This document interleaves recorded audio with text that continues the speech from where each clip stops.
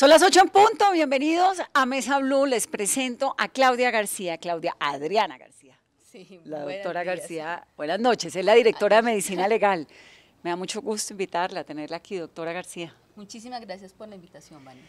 ¿Hace cuánto está usted como directora de Medicina Legal? Hace poco, ¿no? Hace poco, desde el 4 de febrero de este año. Desde el 4 de febrero y obviamente pues con un legado del doctor Valdés, que fue muy respetado y muy reconocido en Colombia. Y la he invitado esta noche por varias razones. Primero, porque las cifras de violencia en el Día de la Madre son muy preocupantes.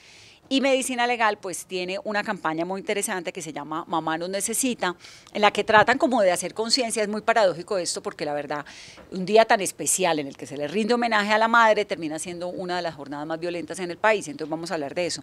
Pero también y sobre todo porque esto de Medicina Legal es como un enigma para un montón de gente. ¿Cuántos desaparecidos hay en Colombia? ¿Cómo hacen ustedes la necropsia?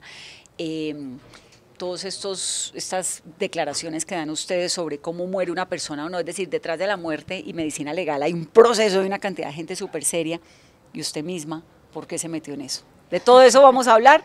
Numeral, Vanessa, pregúntele a Med Legal, que es Medicina Legal, Carolina. Muchas preguntas recibimos a esta hora de todos nuestros oyentes. Vanessa, preguntan, por ejemplo, cuántas personas o cuántas necropsias hace Medicina Legal a diario, ejemplo, en Bogotá, en un fin de semana también, cómo se mueve, si aumenta el número de casos. Preguntan las necropsias, cómo se hace, se muere una persona, llega el cuerpo de esa persona y qué hacen.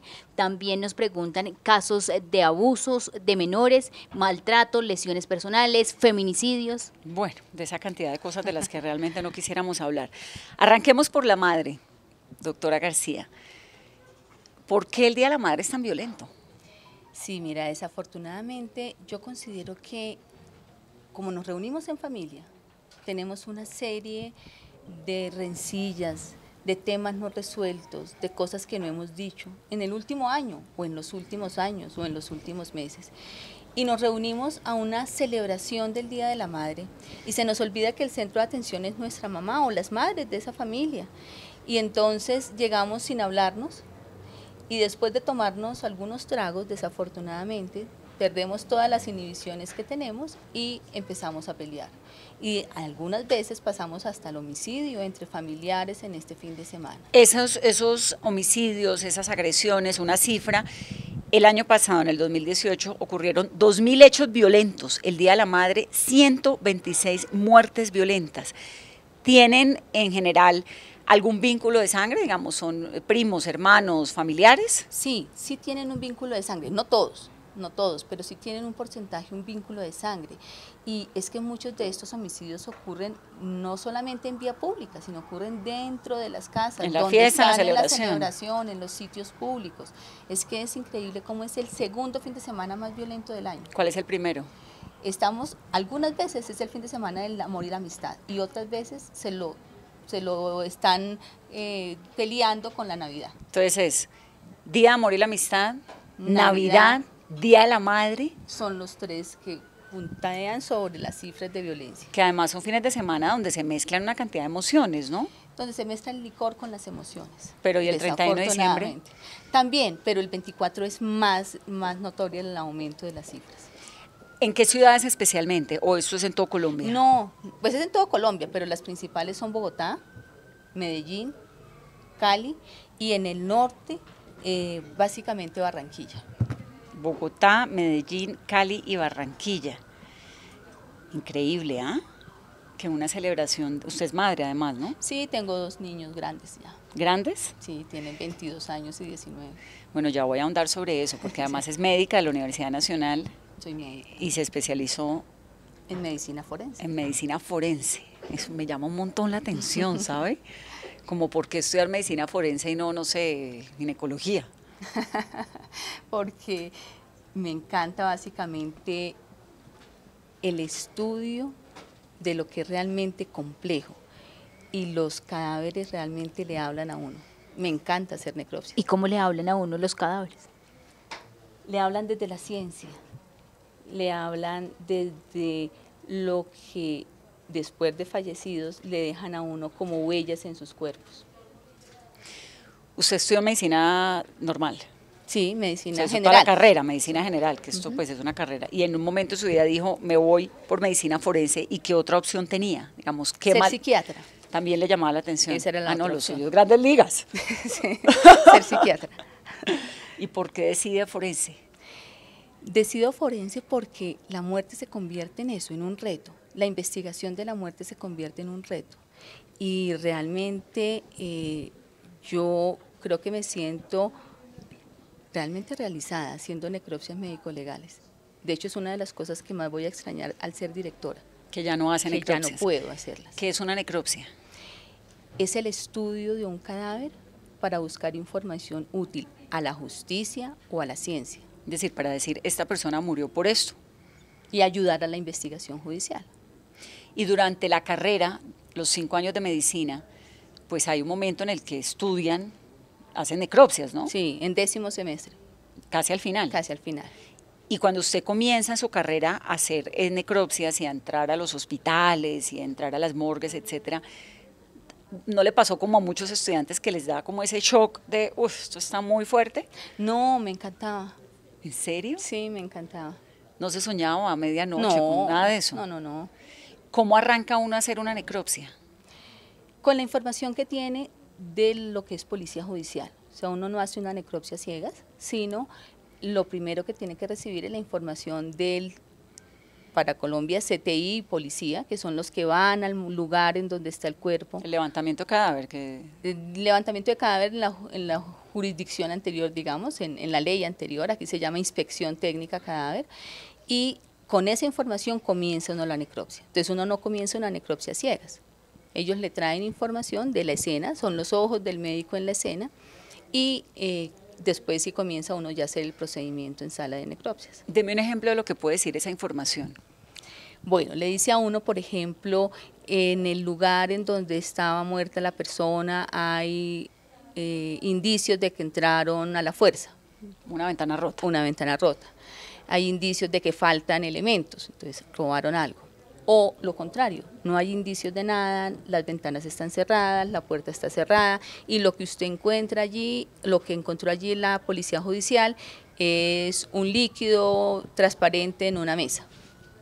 Entonces uno dice, bueno, entonces nadie entró a las malas, aparentemente estaba solo, entonces uno va orientando la necropsia médico-legal exactamente a lo que ellos ven en la escena y lo que uno va viendo. ¿Eso está escrito en un documento? Sí, se llama Acta de Inspección Técnica Cadáver.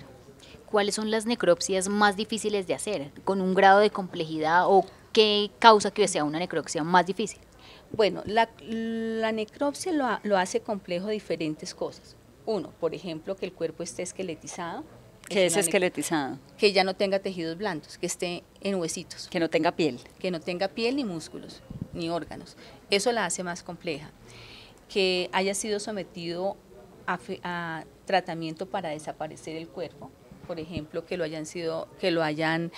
hayan puesto fuego, que le hayan puesto ácido, que lo hayan colocado en cemento, que lo hayan intentado desaparecer. Eso las hace más difíciles. Los otros casos difíciles son las necropsias en descompuestos, cadáveres que llevan ya algún tiempo de muertos y se encuentran días o semanas después. Entonces ahí también se ha perdido mucha información. Pero eso desde lo científico. Yo les podría decir que desde lo personal hay unos casos que lo impactan a uno muchísimo. Claro, todo lo que tiene que ver con niños, me imagino, Por ¿no? ejemplo. Sí, como Por a nosotros ejemplo. los periodistas, Sí. ¿no? Que también un poco, ¿Los pues niños? sin ir, claro, digamos, sin ir muy lejos, pues todas las profesiones, las nuestras y la suya, tienen unos componentes emocionales muy duros, ¿no? Y todo lo que tiene que ver con niños es durísimo. Indiscutiblemente eso. Sí. Las muertes de los niños. Eso es muy difícil. Y entonces a usted le llega esta información que entrega el CTI o que entrega alguna de las autoridades, donde hay una hoja de lo que pasa alrededor, ¿no? De las condiciones. Esa información también tiene datos sobre el cuerpo. Sí, ellos dan información sobre el cuerpo. Balas, arma blanca. Ellos hacen una descripción general y entonces en la descripción general básicamente dicen eso. Dicen, veo lo que parece ser un orificio de arma de fuego, veo heridas por arma cortopunzante o no veo trauma. lo encuentro acostado, lo encuentro sentado, lo encuentro boca abajo. Todo esto sobre el cuerpo también lo dicen. Hablan de los fenómenos cadavéricos. ¿Qué son los fenómenos cadavéricos? Son aquellas condiciones que pasan en el cuerpo después de que uno fallece. Entonces disminuye la temperatura, entonces el cuerpo está frío o el cuerpo está tibio. ¿Cuánto tiempo se pone el cuerpo frío? Empieza a enfriarse paulatinamente. Cada hora más o menos se enfría 1 grado, más o menos, dependiendo también del ambiente y de las condiciones alrededor de la muerte. O sea que 37 grados, 37 horas después está helado. Está frío. Porque la temperatura corporal es pero acuérdate 37 que baja, más sí, o menos, ¿no? Va bajando más o menos 1 grado, 37, sí. Y entonces le entregan a usted esta información, le dicen, y ahí llega medicina legal, ¿a qué exactamente? Hacer ya el procedimiento técnico-científico. ¿Qué es la necropsia? ¿Qué es la necropsia? Entonces, ¿qué hacemos? Hacemos toma de muestras, hacemos toma de fotografías, que son las que nos quedan de soporte, hacemos el examen externo para buscar qué lesiones hay, y ahí sí hacemos el examen interno. Entonces, hacemos las disecciones especiales. ¿Qué es una disección? Las incisiones que hacemos en el cuerpo con bisturí que nos permiten tener acceso a la parte interna, a los órganos. Revisan los órganos del cuerpo. Todos. Los pulmones, los riñones, el páncreas, corazón, el páncreas, todos los órganos, el cerebro, todos. ¿Y usted aprendió eso desde la universidad? Sí, claro. De hecho, uno empieza a ver anatomía como en 3er semestre, después ve patología en 5º, en la Universidad Nacional, ¿no? Los pensum cambian dependiendo de la universidad. Medicina legal en 10º, y después, bueno, ya hice muchas necropsias. Doctora, ¿y qué hay de cierto en que a las personas, aún cuando están fallecidas, las uñas y el pelo les siguen creciendo? No, realmente no es que nos crezcan el pelo y las uñas, lo que pasa es que los tejidos blandos se deshidratan y se corren, y el cuero cabelludo también se retrae, entonces pareciera que crece, pero no es que crece. No es que sigan creciendo. No, no crece. ¿Y cuánto se demoran en hacer una necropsia? Depende de la complejidad. Entonces, uno puede demorarse en promedio en un caso no tan complejo, unas 2-3 horas, pero también podemos demorar 24 horas, 48 horas con un cuerpo muy complejo, 1 semana. ¿Buscando qué? Buscando esas verdades que nos dan los cuerpos, buscando la fibra, buscando el trauma, reconstruyendo las estructuras óseas, si quedaron destruidas, pegándolas, uniéndolas, estableciendo trayectorias, buscando signos de tortura si se tienen que buscar. Y los órganos, aún siendo tan internos, ¿no? Digamos, el corazón está protegido por las costillas, está la sangre, está la piel, está un montón de cosas. ¿Los órganos, aún tan internos, guardan huellas, por ejemplo, de tortura? Los órganos internos podrían eventualmente guardar huellas, porque las cuestiones no son de análisis. Por ejemplo, si uno ve que una persona que se presume secuestrada no tiene dentro de su estómago e intestinos nada de contenido alimentario, eso es una huella de que pudo haber sido torturado porque no le dieron comida. Claro. O una persona desnutrida, supongo que los órganos son distintos a alguien que estuvo bien alimentado. Tienen signos de enfermedad, tienen signos de que realmente haya tenido desnutrición. ¿El cigarrillo? Se ve perfecto en los pulmones, se ven las manchas negritas. ¿Sí? ¿De una persona fumadora? Sí, claro. ¿El alcohol? Si llega a ser un daño hepático, se ve la cirrosis hepática. ¿Qué otra enfermedad se ve en el cuerpo? La hipertensión arterial.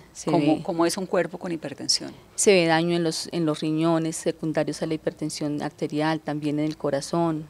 Todo el tema de la enfermedad coronaria, las personas que fallecen de infarto, se ve las lesiones en las arterias. ¿El corazón se ve distinto? Se ve el corazón con infartos, con cicatrices, y se ven las arterias tapadas de placas de ateroma. El amor sí no se nota, me imagino. ¿Sí? No, ese no se nota. El corazón roto. No se puede diagnosticar. Ay, qué impresionante. Le da uno miedo escuchar, o sea, uno no estaría en los zapatos de la directora de medicina legal, que yo me imagino. Es otro mundo, otro mundo. Y por ejemplo, otro mito que hay es que los cadáveres aún se mueven o que levantan la mano. ¿Eso por qué pasa o eso no pasa? No es que se muevan. ¿Recuerdan que les estaba hablando de los fenómenos cadavéricos? Entonces dijimos que se enfriaban los cuerpos, pero también hacen otra cosa que se llama rigidez, y es que se van poniendo duros los músculos. Entonces el cuerpo está rígido y de pronto si pierde la rigidez o si alguien pasa por allí, se cayó la mano y entonces piensan que se movió, pero no, el cuerpo no se Que va mueve. usted pasando y le cogen la... No, la tampoco, pata. solamente se cae el brazo y no más. ¿Nunca se asustó? No, yo siempre he dicho que los muertos no asustan. A los vivos sí hay que tenerles miedo, pero a Por los muertos supuesto. no. Eso es lo que dice Carlos, su jefe de prensa. Sí. Pero puede Cuando dormir uno- tranquila Cuando uno después viene de al una edificio de necropsia. medicina legal. Sí, podemos dormir tranquilos después de una necropsia sin problema. ¿Le ocurre o le ha ocurrido en su carrera, como nos pasa a veces a los periodistas, que nos obsesionamos con unos casos? Dice, este cuerpo, hay algo aquí, porque es un poco detectivesco, ¿no? Lo que hace. Sí, Es trabajo detective. claro, sí es investigativo totalmente. Totalmente. Sí, ¿Y le ha pasado que se obsesiona con un episodio, con un caso? yo creo que con todos los casos. Con todos los casos son un reto diferente. No hay ningún caso que sea fácil. Cuando uno a veces entra pensando que una necropsia es fácil, se lleva las sorpresas del mundo. ¿Qué sorpresa puede haber en una necropsia?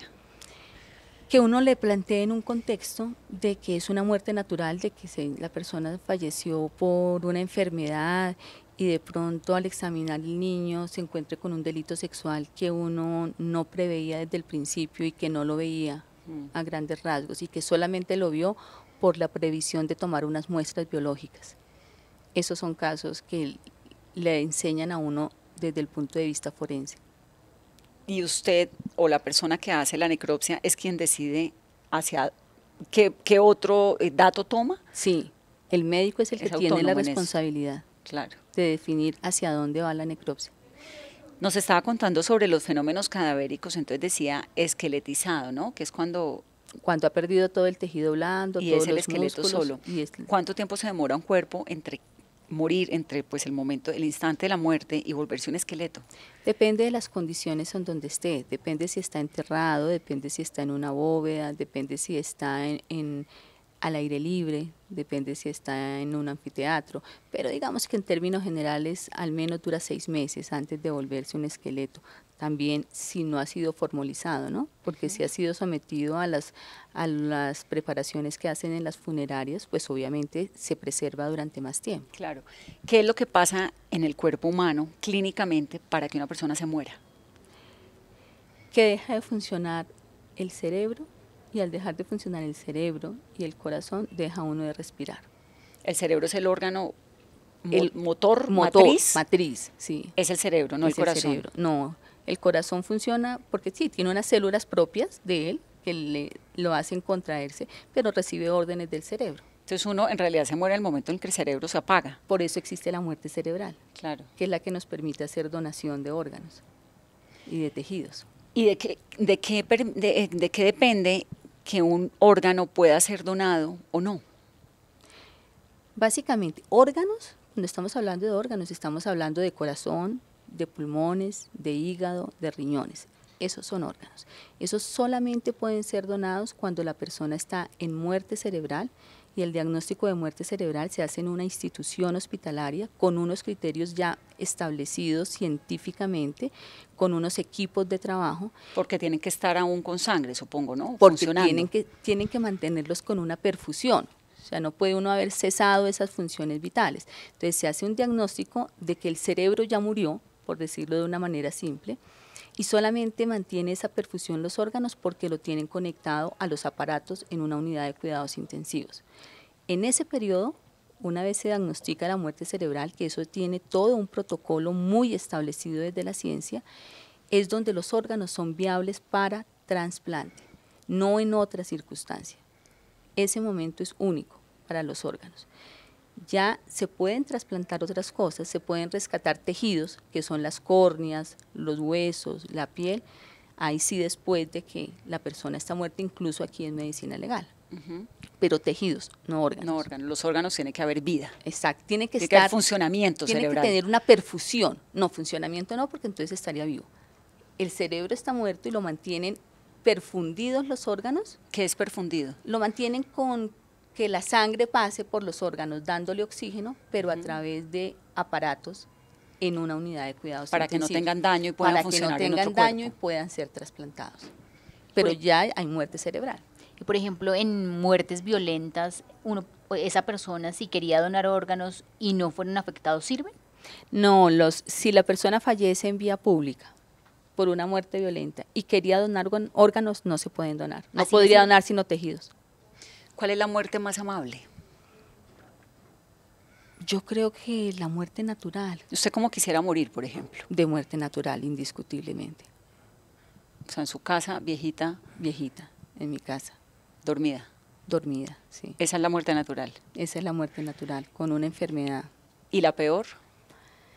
Yo creo que cualquier muerte violenta, porque la muerte violenta, como su nombre lo indica, es un evento traumático que las Rompe personas el no ciclo, esperan. ¿no? Rompe el ciclo para el duelo de los familiares, rompe el ciclo vital de una manera abrupta. No es que la muerte natural no lo haga, pero la muerte natural, digamos que como su propio nombre lo indica, tiene un ciclo. Uno llega a una muerte, ojalá después de viejito, después de haber hecho todo lo que quiso hacer. Y usted ahora que es directora de medicina legal, cuando estaba en la universidad, cuando decidió estudiar esto, ¿en algún momento pensó que iba a llegar hasta medicina legal, a ser la cabeza de esta Solamente- institución? No, la cabeza de esta institución no. Pensé en ser forense solamente cuando llegué a 10º, pero pensar en ser la directora de esta institución no en ese momento. Es que es una cosa complejísima, ¿o no? Sí, claro, es todo un ciclo de vida. A usted le llega aquí a medicina legal todos los días, supongo, reportes de muertos en Colombia, de abusos, de violencia. Reportes ¿De qué? de los momentos más tristes de la vida de las personas. Claro, sí, porque cuando entra medicina legal es porque hay una investigación para hacer, Exactamente. ¿no? Nadie accede a los servicios del instituto por una causa que no le genere dolor. Entonces es un trabajo muy difícil. ¿Y cómo se quita encima ese trabajo para irse a su casa con 2 hijos y con un marido? Yo lo aprendí creo que desde muy chiquita. Yo salgo y lo que pasó aquí pasó y se queda. Trato de no hablar mucho de los casos en mi casa. Trato de no llevarme toda la carga del trabajo allá, o si no hubiera sido imposible en estos 23 años. Y trato de tener unos fines de semana en familia que me permitan volver a cargar energías para comenzar. Lleva 23 años en medicina legal, 23, ¿no? Ha ya pasado casi. por... Por todo. Hice reconocimientos en vivos, en clínica, delito sexual, en lesiones personales, violencia intrafamiliar. Hice necropsias médico-legales. Hasta el año pasado hice la última necropsia médico-legal. Fui directora de Cundinamarca, luego de Bogotá, sí, ha hecho luego la carrera. subdirectora de todo el servicio y ahora directora. Directora, hace 23 años cuando usted comenzó, digamos, el tema de la violencia intrafamiliar en Colombia pues es muy impresionante, ¿no? Porque son muchos los niños que terminan siendo víctimas, en algunos casos por sus propios padres o con la anuencia de la mamá, que eso es inverosímil, pero ocurre en Colombia, ¿no? En comparación con hace 23 años cuando usted comenzó y ahora que estamos hablando de esto y haciendo este llamado para lo del Día de la Madre, ¿cómo está la sociedad colombiana en comparación? En términos generales, uno diría que los homicidios vienen disminuyendo, porque sí, en términos generales hay una disminución. Nosotros pasamos a hacer en Bogotá de 15.000 necropsias, ahora hacemos 5.000, por ejemplo. Hablando de muchos años, sí, 5.000 al año en Bogotá, ¿no? En el país hacemos 30.000, no, pero en eso es Bogotá hacemos demasiado, 5.000. Pero y fíjense que ha disminuido, o sea, ha disminuido en el transcurso de los años frente al número de casos que hacemos. Pero a diferencia de eso, la violencia ha aumentado, y más allá de aumentar las cifras de violencia no fatal, lo que aumenta y lo que ha cambiado es los mecanismos por los cuales nos maltratamos. Entonces pasamos de los golpes a maltratarnos con arma cortopunzante y a maltratarnos con proyectil de arma de fuego. No, o sea pues que peor. la intensidad de la lesión y del trauma ha aumentado. Es decir, antes había más violencia intrafamiliar por golpes, Ahora hay más violencia intrafamiliar con mecanismos más severos, más agresivos. o sea, arma blanca, es cuchillos, Arma blanca, navajas, exactamente. etcétera. E incluso proyectil de arma de fuego. Y armas de fuego. Entonces aumenta la agresividad de la lesión, las armas que utilizan. ¿Cuál es su opinión sobre el que algunos ciudadanos puedan estar armados? Mire, yo creo que necesariamente pensar en que algunos estén armados implica una responsabilidad de que esas personas tengan un adecuado control de sus emociones y de esa responsabilidad que da tener un arma. Porque si yo tengo un arma, tengo que saber cómo reacciono frente a una agresión. ¿Y la gente que tiene armas sabe?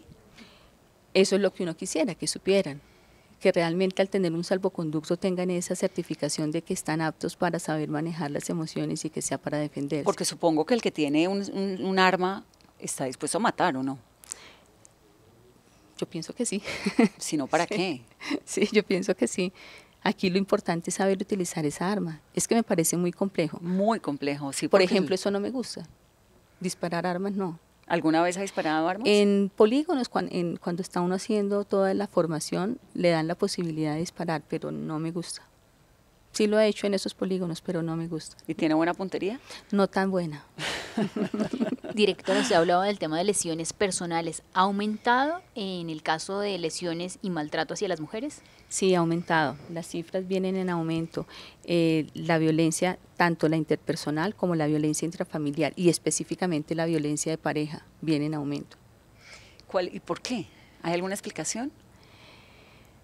Bueno, yo creo que todo debe tener muchas explicaciones, desde lo social, desde la educación, desde lo familiar, desde el reconocimiento de nosotras mismas como mujeres. Yo creo que esto es multifactorial y uno no podría darle un solo factor. Sí tenemos cambios sociales que implica lo que estamos hablando, que personas, cada vez más mujeres llegan a cargos como estos, pero necesariamente la sociedad va cambiando alrededor de nosotras. Yo, por ejemplo, soy una agradecida con la vida porque todos los hombres que he tenido a mi lado han sido excelentes. No, pero pues es que ¿quién se va a meter con usted? Sí. Además. No. Sí, no, mi abuelito, mi papá, mis tíos, indiscutible. No tengo hermanos, tengo solamente hermanas, y mi esposo y mis 2 hijos. Entonces, todos los hombres que me han rodeado en mi vida me han llenado de amor, de reconocimiento. Entonces, yo soy una... Sí, eso también Sí. es un privilegio y es un poco, lamentablemente, pues es una excepción. Digamos, no a todas las mujeres les pasa, ¿no? Que No terminan todas tenemos creciendo. esa Tenemos ventaja. esa suerte de crecer en unos entornos muy saludables. Las niñas, ¿qué culpa tienen Sí, de lo que les ocurre? claro, nosotras no tuvimos esas desventajas. Ahora, me quedo con una inquietud. ¿No será que hay más denuncias? ¿O realmente está peor la violencia? Miren, yo me he preguntado siempre eso, y me lo he preguntado no solamente frente a la violencia intrafamiliar, sino frente al delito sexual. Y se lo he preguntado a diferentes actores, desde lo sociológico, desde lo jurídico, y lo hemos intentado analizar. No es tan fácil llegar a esa conclusión. No es tan fácil decir que es que ahora tenemos más facilidad de denuncia y por eso suben las cifras. No, porque también debe haber un subregistro enorme, ¿no? Porque también sigue habiendo un subregistro, pero tampoco uno podría decir que es que aumentan de manera indiscriminada como si no se hubiera hecho nada, porque tampoco es cierto. O sea, la institucionalidad se ha hecho muchas cosas, desde la prevención, desde la educación, desde el sector salud. Claro, hay muchas leyes que indiscutiblemente tenemos que mejorar para poder implementarlas, pero no podemos decir que no se ha hecho nada. Y también todos estos movimientos como el Me Too y el hecho de mujeres en casos de poder, lo que decía Claro. usted ahora, o en cargos importantes, pues van enviando unos mensajes a la sociedad, ¿no? Claro, y que realmente ese nivel de aceptación de que las mujeres estemos en estos cargos. Y bueno, yo creo que me tocó una época maravillosa porque yo no he sentido ningún rechazo frente al tema, al contrario, he sentido todo el apoyo en esta condición de directora y de mujer. Cuando llegó a la dirección, ¿qué tal fue la aceptación? Excelente. De entrada, ¿no le pasó Sí. como, qué tal esta señora ahora? No, lo que pasa es que también recuerda que También me era la conocen. jefa, ¿no? Recuerda que me conocen hace 23 años y que he sido directiva durante muchos años y jefe de muchos de ellos durante muchos años. Entonces yo creo que ya sabían como mi estilo de dirección, entonces no se han asombrado con ninguna de las decisiones que se han tomado. ¿Es un mundo muy masculino, medicina legal? ¿Sabes que no? Hay muchas Hay mujeres muchas que mujeres. hacen las necropsias y eso. Hay muchas mujeres y te doy un dato adicional, muchas mujeres que hacemos necropsias médico-legales prácticamente hasta el día del parto. ¿Así? Te doy un dato, los niños no les pasa nada. A O los sea, niños. a los que uno lleva en el vientre mientras está haciendo necropsias médico-legales, ¿Y por qué habría de pasarles? porque hay muchas creencias. De las emociones y todo esto. No, y dicen que les entra frío, ¿no? Bueno, sí, pero es como meterse al mar o en Semana El Santa, frío de o los meter muertos. los pies en Semana No, el Santa al frío de río. los muertos. El frío de los muertos. Sí. Que ayer estábamos hablando con Nidia con Góngora. Nidia Góngora, entonces me contaba que cuando estaba chiquita ella metía los pies en el río a ver si se volvía pescado el viernes de Semana Santa. Sí, no, pero sí hay muchos Pero lo del mitos. frío de los muertos es real, No, no es real, por eso es que te digo. pero sí son fríos, pues, Son fríos, pero no se les pega a uno el frío. helados, ¿no? No. Directora, ¿cuáles son las señales más frecuentes de maltrato a la mujer? No, indiscutiblemente hay dos tipos de maltrato. Uno que es fácil de evidenciar, que es el maltrato físico, es el maltrato donde vemos los golpes y que ese es, digamos que es fácil, pero hay uno que es el psicológico, que no es tan fácil de evidenciar y que no es tan fácil de diagnosticar. Y adicionalmente, y unido a ese psicológico, tenemos otra serie de maltratos, como el maltrato económico, ¿no? Que es fundamental en nuestra sociedad. Entonces, hay unos fáciles, el físico, y todos los otros no se ven, pero están allí. ¿Y reciben casos no solamente de maltrato físico? Digamos que nosotros tenemos dos tipos de valoraciones. Una, que es lo que hacemos en lesiones personales y valoramos todo el tema físico, pero otra que se hace en psiquiatría y en psicología, que es donde valoramos toda esa parte psíquica y realmente el contexto del maltrato dentro de la parte psíquica.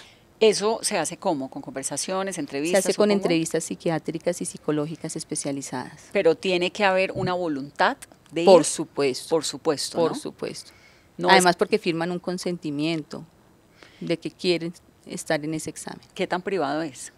Totalmente privado desde el punto de vista de la entrevista, pero se les advierte a las examinadas que esa información va a ser consignada en un documento que va a ir a la Fiscalía o a la Administración de Justicia. Si una señora, yo, le pongo una denuncia a mi marido por maltrato intrafamiliar y resulta que el señor me trae serenata, mariachis, flores, me enamora y decido que no, que más bien no es maltratador, ¿puedo retirar la denuncia y no pasa nada? Puedes retirar la denuncia, pero la investigación sigue de oficio, porque hay que proteger a las mujeres, hay que proteger al núcleo familiar. Entonces la investigación sigue por parte de la Fiscalía. ¿Cómo es la entrevista, perdón Carolina, cómo es el proceso psicológico de los exámenes psicológicos que nos estaba contando? Se hace primero una revisión de todo el expediente, o sea, todo lo que ha actuado el ente investigador, la Fiscalía, todas las pruebas que tiene allí en el expediente, y luego se cita a la persona a la entrevista. Y en la entrevista básicamente es un examen psicológico orientado a lo que se requiera en la investigación, que incluye desde los antecedentes de cuando uno era niño, de cómo creció uno, de cómo estudió, de cómo ve la vida, de cómo enfrenta la vida. Ahí sí se van al hecho específico, qué es lo que se está investigando, sea un maltrato intrafamiliar, un delito sexual, y finalmente se hacen, si se requieren o no, pruebas psicológicas o psiquiátricas y se analiza en contexto para dar una conclusión. Claro, ya entiendo por qué le gustaba la psiquiatría, porque con la forense, con la Claro, medicina van forense tiene, perfectos. ¿no? Sí, Tiene unas raíces sólidas juntas. sí, son una única ciencia, son ramas diferentes, pero son una única ciencia. Directora, ¿hoy qué cifras tiene de casos de maltrato a la mujer y de feminicidios en el país? Bueno, nosotros hablamos de homicidios en mujeres. Recordemos que hablar de feminicidios, digamos que es un tipo penal, ¿no? Y es lo que hace la Fiscalía. Las cifras definitivamente de homicidios en mujeres se mantienen en el transcurso de los años con una leve tendencia hacia el aumento. No tendría las cifras ahorita exactas, pero te las paso para tenerlas en contexto. ¿Pero en aumento? Pero en aumento sí van, definitivamente. Pero eso es terrible porque le cuenta a uno la historia de una sociedad que tiene muchos retos, ¿no? Y esa es la manera de verlos. Ojalá lo viéramos todos así como tú lo acabas de decir. Una sociedad que tiene muchos retos. Cuando una sociedad es violenta, tiene muchos retos. Cuando una sociedad maltrata al interior de la familia, tiene muchos retos. Porque es que estos niños que están viendo cómo maltratan a su mamá o cómo ellos mismos son maltratados, van a ser, creyendo que es normal. claro, van a ser los adultos que después van a maltratar. Es que ellos aprenden con el ejemplo. A mí me explicaba el doctor Valdés, Carlos Eduardo Valdés, que era su antecesor, cuando ocurrió el crimen de Juliana Zamboní, que los niños aprenden antes de los 6 años lo que está bien y lo que está mal. Sí. Lo que se debe hacer y lo que no se debe hacer en la vida, ¿no? Y que eso es un componente pues con el que lleva uno pues en la maleta De por vida. de por vida. Esa capacidad del bien y del mal, de aprender lo que toca, lo que no toca, ¿depende de qué? Depende de todo, depende del contexto social, depende de los papás, dependen de todas esas normas que a uno le dan de chiquitos, depende cuando le dicen a uno cosas tan sencillas como hay un solo dulce y tú compartes la mitad con tu hermano o tu hermana y no es todo para ti. ¿Eso es importantísimo? Eso es absolutamente fundamental. ¿Por qué? Porque tú aprendes, ese compartir lo aprendes ahí, en ese momento. Eso no lo puedes aprender a los 15 años. Eso ya no lo aprendes a los 15 años. ¿Qué más aprende uno cuando está niño?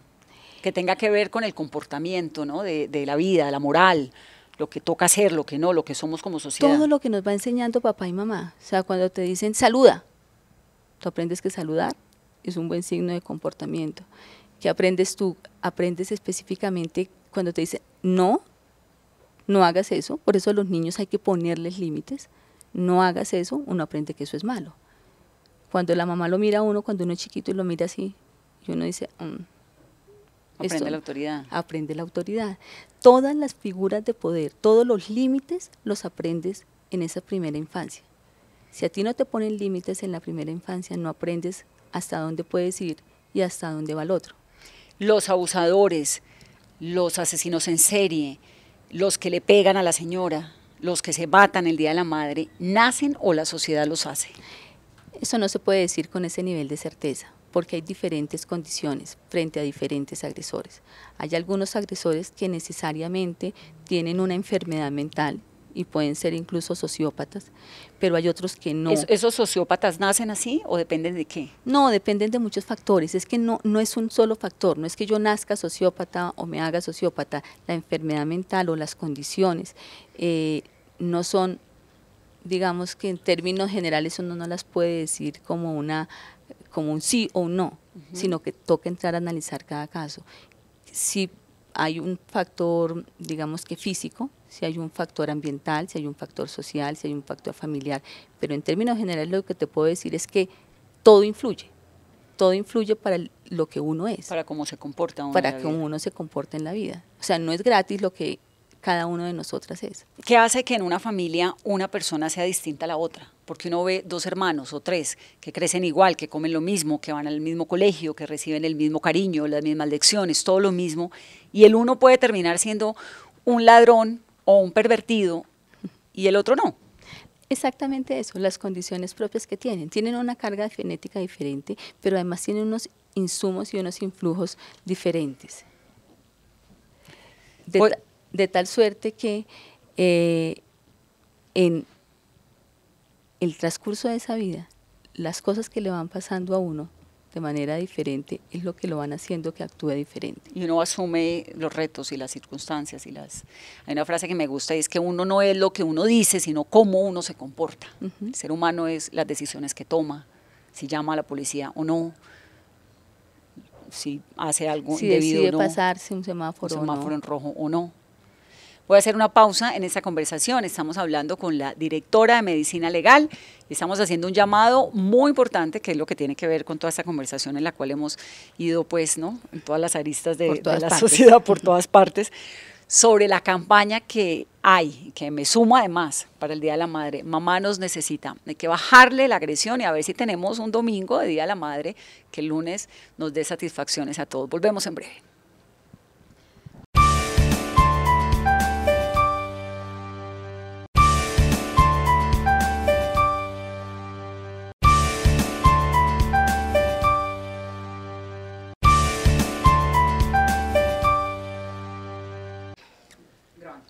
Espérame, ¿por qué no se lo averiguas? Y entonces ahorita que terminemos, lo buscamos.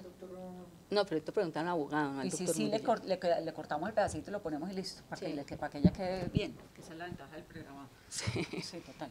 Voy, 3-2. Continuamos, es Mesa Blue, estamos hablando con la doctora Claudia García, que es la directora de Medicina Legal. Aquí mientras estábamos en comerciales hice un cálculo.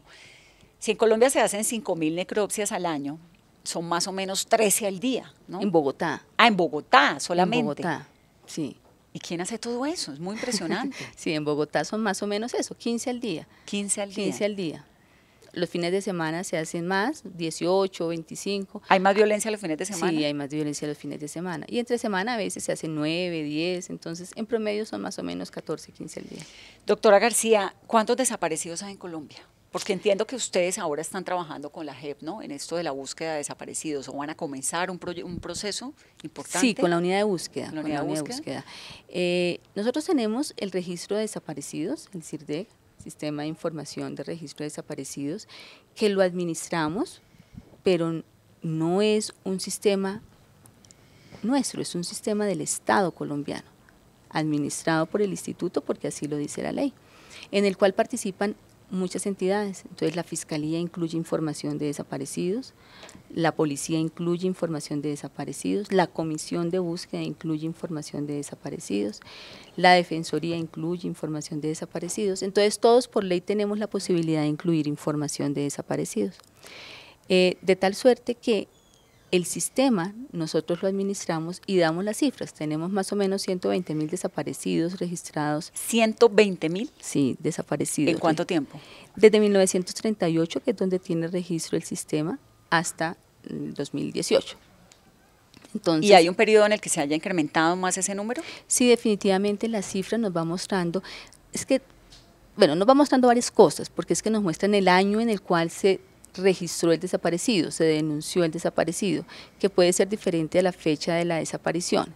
Entonces hay periodos en los cuales aumentan este registro de desaparecidos y hay periodos en los cuales disminuye el registro de desaparecidos, pero tenemos un gran pico más o menos sobre el año 2000, 2005, 2009, donde se aumenta el registro, o sea, la recepción de esa información. Del 2000 hacia acá. Del 2000 hacia acá. 120.000 es demasiado, porque Es Argentina mucho. todavía llora 30.000 desaparecidos. 8.000 hay oficialmente en el Nunca Más, ¿no? Pero hablan de entre 8.000 y 30.000. Chile de Pinochet tuvo 3.000. Colombia 120.000 desaparecidos. 120.000 desaparecidos que tenemos en el CIRDEC. Y habrá muchos que no están todavía registrados en esta base de datos. Entonces hay muchas personas que aún no han registrado a su familiar desaparecido por diferentes motivos. Entonces, estos pueden ser muchos más. Y NNs, que son personas que nunca en se condición de identificaron. no identificados. Nosotros más o menos al año de esas 30.000 necropsias que hacemos, nos quedan un porcentaje como de unos 500 casos más o menos en condición de no identificados al año. Pero a esto que tiene medicina legal hay que sumarle todos esos cadáveres que están en los cementerios, de estos censos de cementerios que vienen haciendo las diferentes instituciones, dentro de esas el Ministerio del Interior, y creemos que debe haber más o menos unos 200.000 cadáveres en el país sin identificar. Entonces el reto es muy grande, el reto para la unidad de búsqueda de personas. La posibilidad de identificar esos cadáveres. La posibilidad de identificar esos cadáveres depende de muchos factores. Uno, del estado de los cuerpos cuando los recuperemos y que realmente podamos obtener ADN. Pero un cuerpo después de 20, 10, 30 años todavía tiene información. Sí, sí tienen información genética, no todos.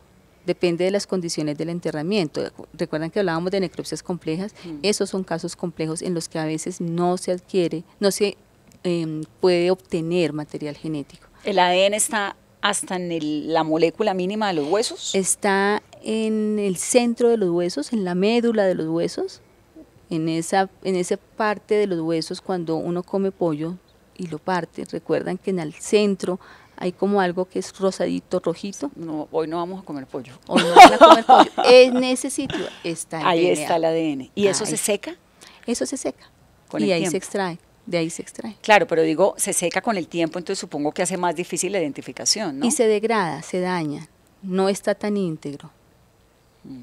Directora, ya hablamos de desaparecidos, de NN. ¿Los colombianos a veces no reclaman los cuerpos de sus familiares?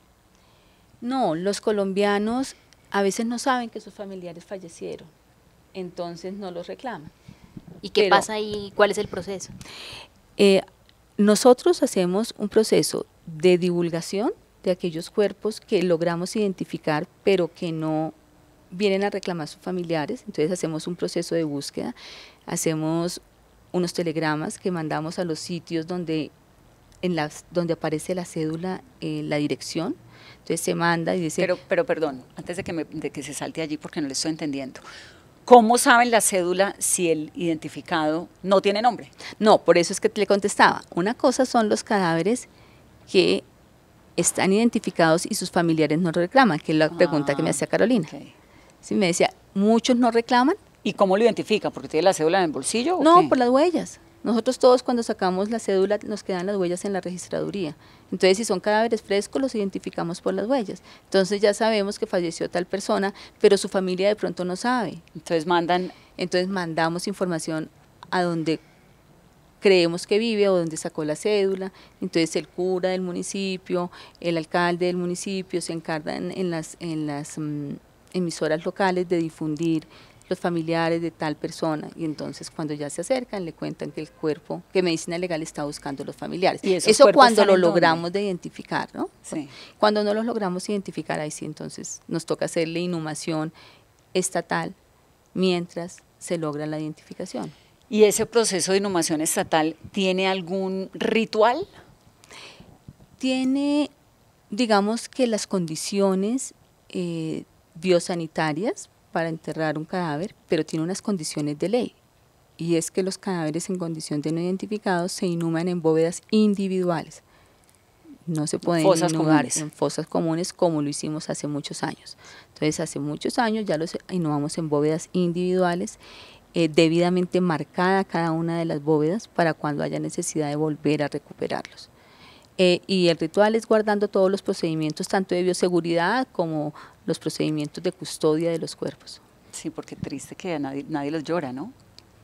Que nadie los llora, eso es una de las ventajas de los centros de memoria, ¿no? Sí. Que cuando no aparezcan los familiares o cuando haya cuerpos que no se logren identificar, existan esos centros de memoria en donde todos los que tengan desaparecidos pueden ir a llorar a sus muertos aún sin haber encontrado a su familiar. Sí, que también la muerte tiene sus símbolos, la sociedad necesita despedir a sus muertos, claro, para sanarse. Para hacer el duelo. Exacto.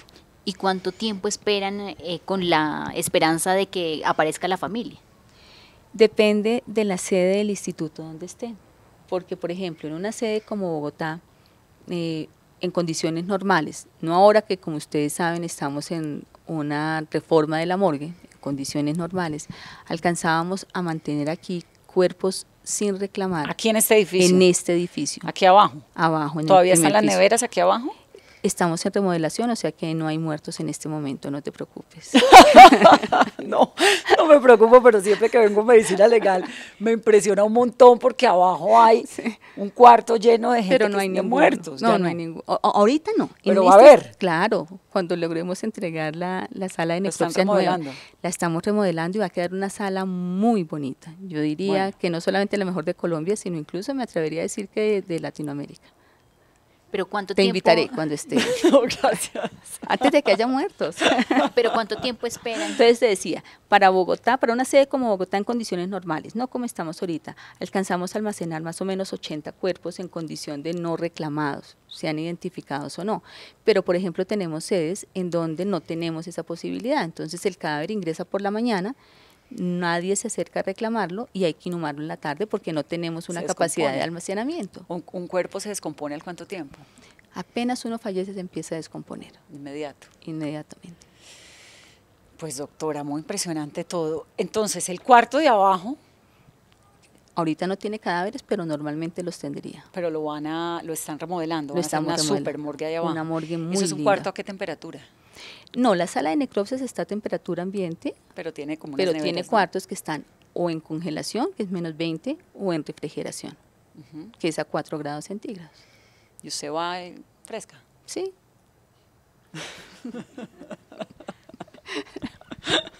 Sí. Me da mucha impresión conocerla, me da mucho gusto conocerla además. Muchas gracias. Le deseo mucha suerte, tiene un trabajo muy grande, ¿no? Una gran responsabilidad con el país. Pero tiene con qué, doctora, así que aquí bienvenida siempre. Muchísimas gracias, Vanessa. Y gracias por su tiempo, por su paciencia, por explicarnos toda esta cantidad de preguntas que la verdad pues uno tiene, ¿no? Muchas gracias por la invitación y bueno, en el instituto cuando quieran saber más de lo que hacemos, las puertas siempre están abiertas.